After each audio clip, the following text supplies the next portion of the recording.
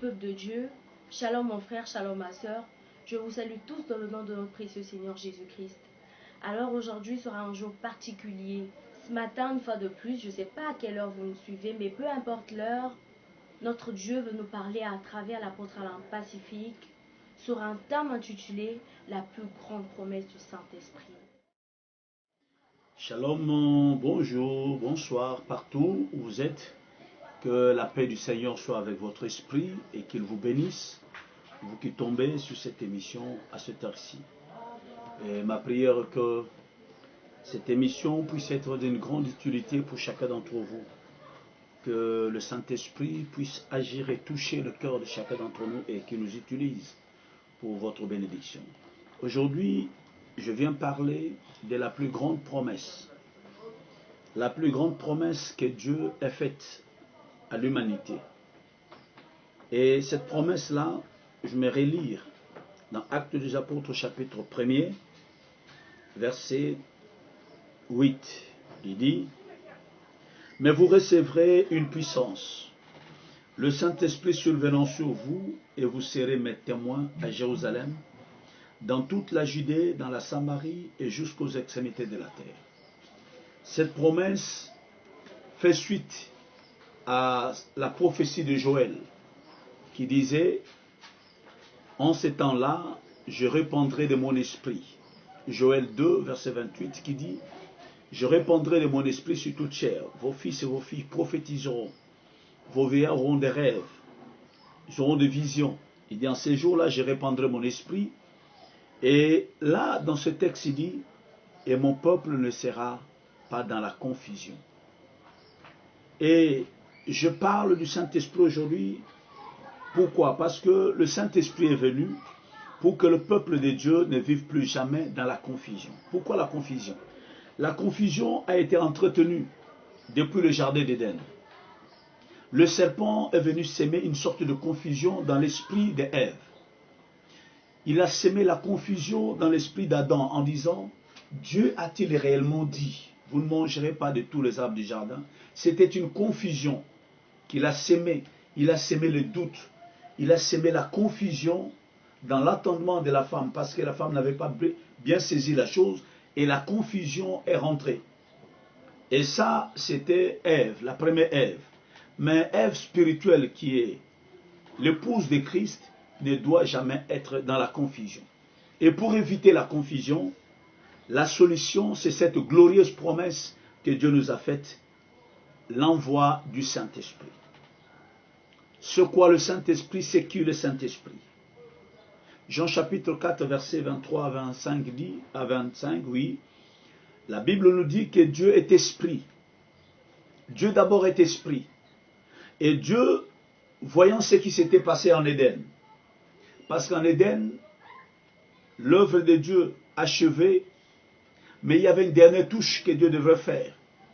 Mais avant cela, l'usurpateur est venu, le diable, le serpent est venu, et il a pris place dans la maison de Dieu, dans le temple du Saint-Esprit qui était le corps de l'homme. Il a entretenu ce flou-là durant tout le temps. Et Dieu a promis qu'au temps de la fin, il va répandre de son esprit, c'est-à-dire Dieu viendra lui-même habiter dans l'homme. C'est pourquoi dans 1 Corinthiens 6, il dit: ne savez-vous pas que vous êtes le temple du Saint-Esprit et que le Saint-Esprit demeure en vous? L'homme redevient le temple de Dieu. L'homme redevient corps de Christ.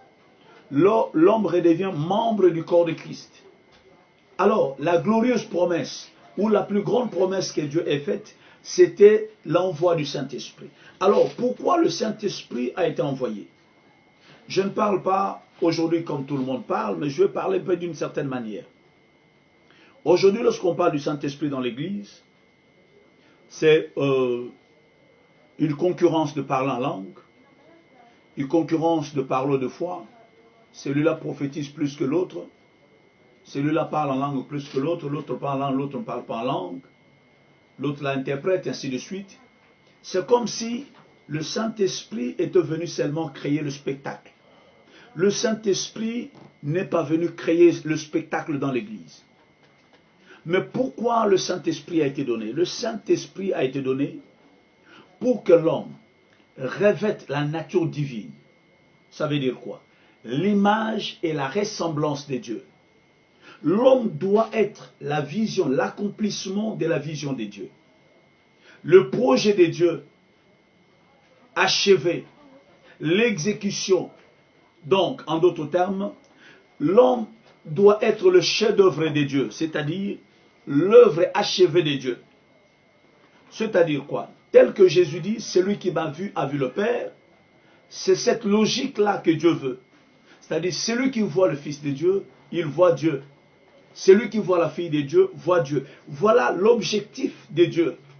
Le Saint-Esprit n'est pas venu seulement pour créer un spectacle qui se limite seulement dans l'assemblée, dans l'église, dans le lieu de culte. C'est-à-dire, dans le lieu de culte, les gens jubilent, les gens parlent en langue, celui-là prophétise, celui-là interprète, celui-là fait ceci, celui-là dit ceci. Et c'est comme si on est là juste pour faire un spectacle dans les quatre coins du mur. Mais loin de là, au-delà de ça, ça ce sont des manifestations. Mais la nature du Saint-Esprit doit s'incarner dans l'homme sauvé. C'est-à-dire, nous devons revêtir la divinité de Dieu. Lorsqu'il dit dans Jean 8, versets 32, 33, 34, 35, il dit, j'avais dit vous êtes de Dieu. C'est ça la vision originelle de Dieu sur l'homme. L'homme doit être Dieu. Or, pour que l'homme soit Dieu, il faut que l'homme redevienne esprit. Alors, pour que l'homme redevienne esprit, il faut que l'esprit vienne dans l'homme. Et que l'homme soit un homme Dieu. Voilà la vision originelle de Dieu. Mais, loin de Dieu, la pensée de créer un simple spectacle dans l'église. Les gens, ça sautille un peu, ça transpire. Et lorsque la cérémonie est terminée, se boucler aussi pour le Saint-Esprit. Non, bien-aimé. Le Saint-Esprit n'est pas envoyé seulement pour le culte. Le Saint-Esprit est venu dans la vie de l'homme. 24 heures sur 24, le Saint-Esprit doit être en opération. Ce n'est pas parce que tu étais à l'église, là le Saint-Esprit agit. Il faut écouter les gens dire, oh aujourd'hui à l'église, le Saint-Esprit agit. Non, ne faisons pas du culte, ne faisons pas du Saint-Esprit un candidat de spectacle. Et lorsqu'on a fini le culte, le Saint-Esprit a disparu, on redécouvre sa vie normale. Ce n'est pas ça ce que Dieu veut. Il est écrit que le monde entier attend avec un ardent désir la révélation du Fils de Dieu. Je vais vous dire à quoi ressemble l'homme qui a le Saint-Esprit. L'homme qui a le Saint-Esprit ressemble à Jésus. Jésus n'était pas spirituel seulement dans le temple. Il n'était pas seulement spirituel quand tu prêches, mais Jésus était spirituel 24 heures sur 24. Dans la maison de Marie, de Marthe et de Lazare, il révèle de grands mystères. À la tombe, il révèle de grands mystères. Dans la barque, il révèle de grands mystères. Dans la maison de Jairus, il se produit comme Dieu. Sur la montagne, en prière, transfiguration, c'est-à-dire, vous pouvez trouver Jésus dans n'importe quel angle de la journée, vous verrez la divinité se manifester en lui. Le Saint-Esprit n'est pas venu pour que nous puissions seulement réserver le spectacle à l'église. C'est là que je vais prier, je vais transpirer, je vais parler en langue, je vais prophétiser, et lorsque le culte est clos, je redeviens normal. Le Saint-Esprit n'est pas venu pour cet objectif-là. Le Saint-Esprit est venu dans l'homme pour que l'homme soit Dieu. Le Saint-Esprit est venu en toi pour que tu deviennes Dieu. En disant cela, quelqu'un va dire, le pasteur est allé plus loin. Mais laisse-moi te dire quelque chose, te lire un peu quelque chose, Dieu nous aide. On va lire quelque chose.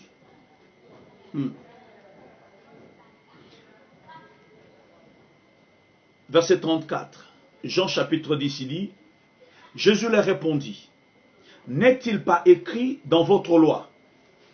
J'ai dit, vous êtes des dieux. Et il continue. Si elle a appelé Dieu, c'est à qui la parole de Dieu a été adressée. Et si l'écriture ne peut être anéantie, celui que Dieu, que le Père a sanctifié et envoyé dans le monde, vous lui dites, tu blasphèmes. Et c'est là parce que j'ai dit, je suis le Fils de Dieu. Quand Jésus disait qu'il est le Fils de Dieu, toi aussi tu dis, je suis Fils de Dieu. Moi aussi je suis Fils de Dieu. Mais en quoi Jésus comme Fils de Dieu devrait être extraordinaire, mais toi et moi, fils de Dieu, nous devons rester ordinaires. Ce n'est pas ça la vision de Dieu. Quelqu'un va me dire oui, parce que c'est Jésus. Oui, Jésus a dit, celui qui croit en moi fera les œuvres que je fais, et il en fera de plus grandes. Dieu n'est pas étonné que les gens se produisent comme des dieux. Il veut, son souhait, c'est que nous devenions des dieux. Alors, c'est pourquoi la Bible parle de la perfection. C'est-à-dire, nous devons tendre vers la perfection. Et le travail du Saint-Esprit en nous, c'est quoi? C'est ne pas devenir et nous maintenir dans une sorte de spectacle, dans des cultes, dans des lieux de culte. Mais non, le Saint-Esprit est venu pour nous révéler notre nature divine, notre origine. C'est-à-dire, du jour au jour, le Saint-Esprit en toi doit te dire, voilà, tu es ça. Tu es capable de faire ceci. Tu es ça. Il te révèle ce que tu es. Et c'est ça le travail du Saint-Esprit. La plupart des hommes de Dieu, la plupart des grands hommes de Dieu, ce qu'ils ont découvert, c'est quoi? Vous allez dire, il a une forte onction. Une forte onction, oui, je suis d'accord. Mais la forte onction, c'est souvent quoi? C'est la révélation de la divinité dans l'homme. Plus l'homme commence à découvrir qu'est-ce qu'il est, qu'est-ce qu'il doit être dans le Seigneur, alors il change de dimension. Lorsque Jésus dit à Pierre, viens, Pierre se dit, c'est lui qui m'a dit de venir. Il met le pied, il marche. Voilà, il a découvert une partie une révélation de ce qu'il était. C'est que la parole de Dieu est capable. Ce que Jésus était capable de faire en lui. Le Saint-Esprit est venu en toi pour te révéler la divinité qui réside en toi. Tu es fils de Dieu, tu as la nature de Dieu, et le Saint-Esprit est venu comme la pluie. Lorsque la Bible dit dans Joël, la pluie de la première et de la rare saison. La pluie sert à quoi? À féconder la terre, à donner la place, à permettre à la semence de grandir, de germer. Alors, lorsque le Saint-Esprit arrive sur nous, ça révèle, ça manifeste, ça te fait découvrir qu'est-ce que tu es dans le Seigneur Jésus-Christ. Pourquoi le Saint-Esprit dans Pierre, son ombre pouvait guérir le malade? Pourquoi le Saint-Esprit en Pierre, il pouvait ressusciter Tabitha? C'est parce qu'il a découvert qui il est devenu dans le Seigneur. Le Saint-Esprit vient pour éclairer notre intelligence. Parce que le plus grand combat qu'un chrétien doit mener, c'est le combat du renouvellement de l'intelligence. Souvent, nous aimons Dieu, nous prions, nous sommes bien avec Dieu, nous venons au culte, mais au niveau de l'intelligence, on est bloqué. On ne va pas plus loin. On croit qu'on a cru au Seigneur pour s'asseoir, Seigneur, alléluia, amen, et on s'arrête à ce niveau, et à la fin, on meurt, on s'en va au ciel. Non. Le Saint-Esprit est venu en toi pour te révéler qui tu es dans le Seigneur. Il te révèle non seulement le Seigneur Jésus-Christ, mais il te montre ce que tu deviens dans le Seigneur Jésus-Christ. Il te montre de grandes révélations. Paul peut dire dans 1 Corinthiens 15, verset 51, dit, je vous dis un mystère, nous ne mourrons pas tous, mais tous nous serons changés. Qui lui a dit ça? C'est le Saint-Esprit. Alors, frères et sœurs, aujourd'hui, je suis venu simplement nous dire que le Saint-Esprit n'est pas venu en nous seulement pour faire créer des spectacles, des agissements où vous voyez les gens pendant des cérémonies, c'est là sur l'estrade qu'ils tremblent, ils vocifèrent, ils crient, ils font de bruit assourdissant. Donc c'est pour la consommation publique. Mais lorsque la réunion, lorsque les lumières s'éteignent et que le micro est bloqué et tout a été rangé, le Saint-Esprit aussi rangé et mis dans la caisse, et on l'amène dans le coffre de la voiture. Le Saint-Esprit est venu en toi pour que 24 heures sur 24, tu manifestes la nature de Dieu. C'est-à-dire quand tu ouvres ta bouche, que ce soit à la maison, que ce soit sur un terrain de football, que ce soit à la toilette, que ce soit où, mais là où tu agis, le Saint-Esprit est capable d'agir 24 heures sur 24. Ne laisse pas le Saint-Esprit à l'église. Ne laisse pas le Saint-Esprit devant le micro.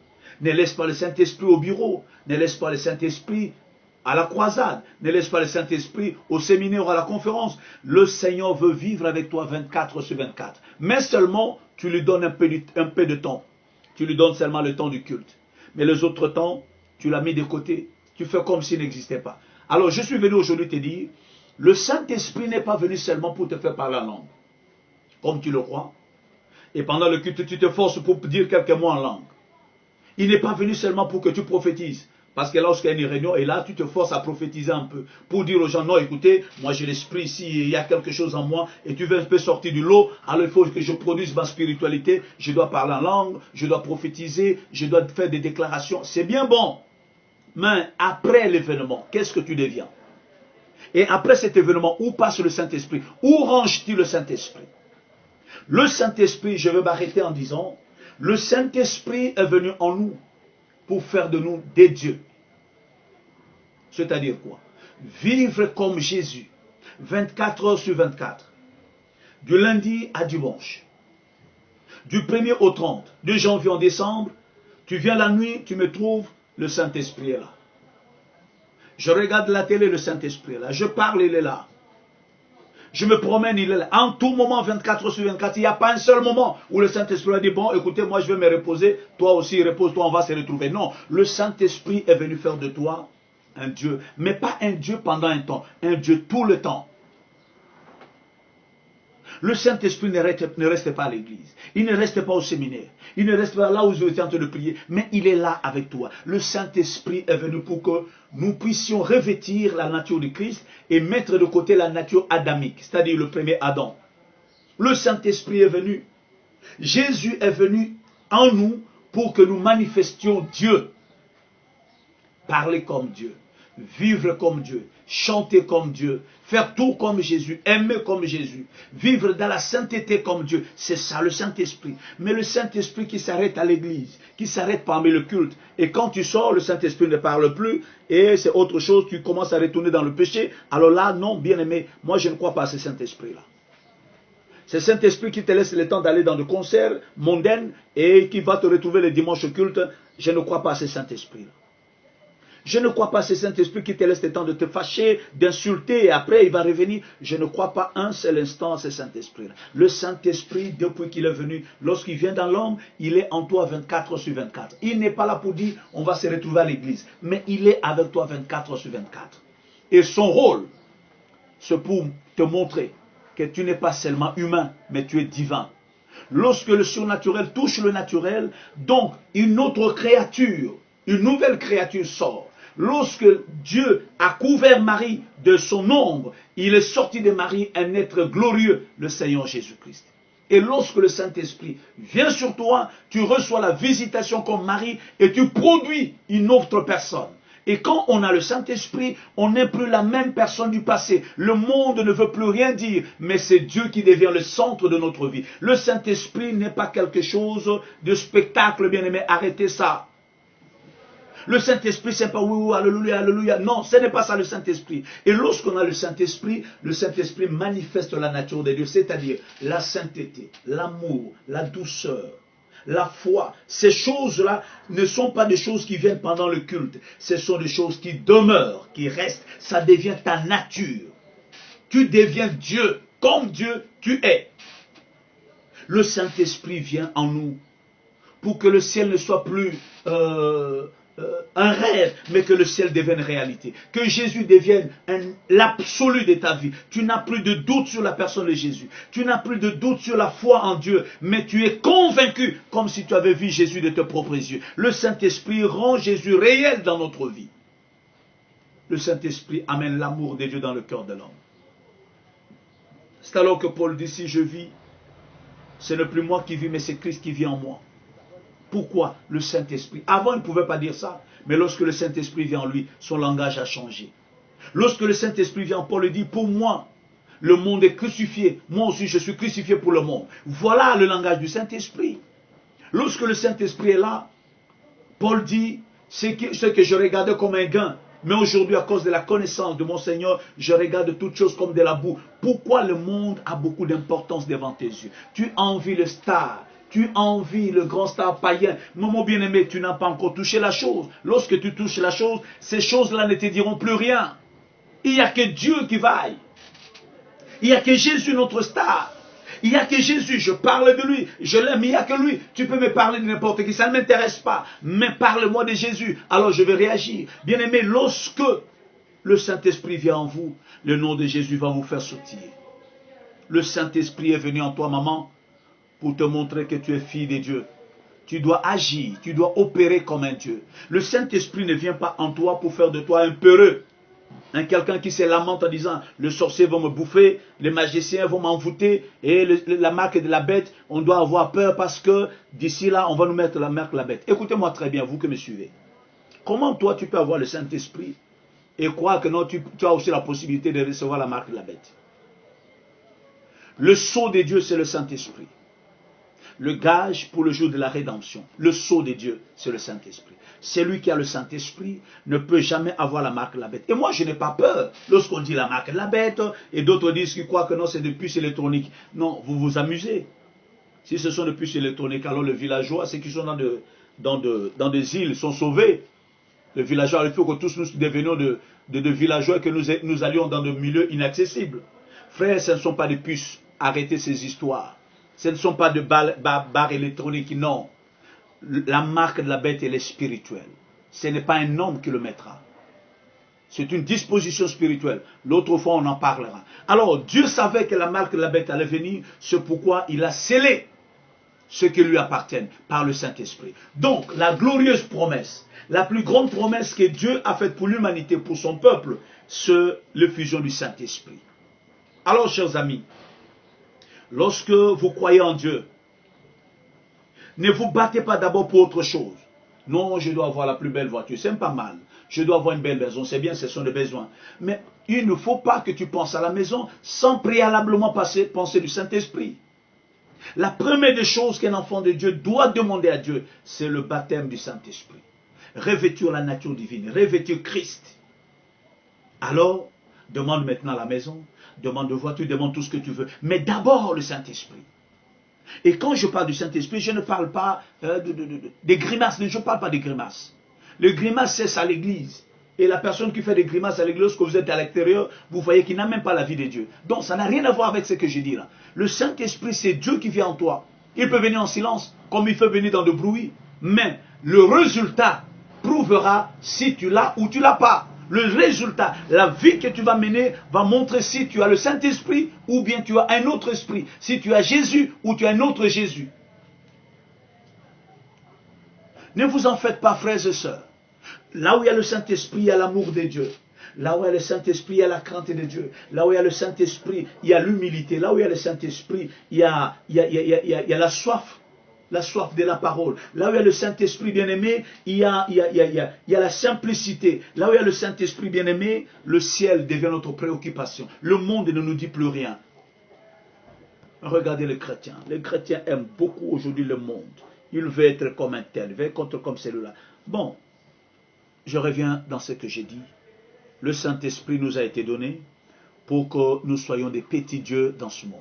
Vivre comme Dieu. C'est-à-dire, tu parles, la chose arrive. Tu dis, Dieu exauce. Et tu as le pouvoir sur le péché. Le péché ne peut plus te malmener tout le temps. Ah non, je suis faible, je ne sais pas, et tout le temps je tombe. Comment ça, frère? Tu as le Saint-Esprit et tu ne fais que tomber. Comment ça? Que Dieu t'aide, mon bien-aimé. Ne le fais pas. Le Saint-Esprit, lorsqu'il est là, il te donne la force de dominer cette histoire-là. Le Saint-Esprit nous donne la victoire sur le péché.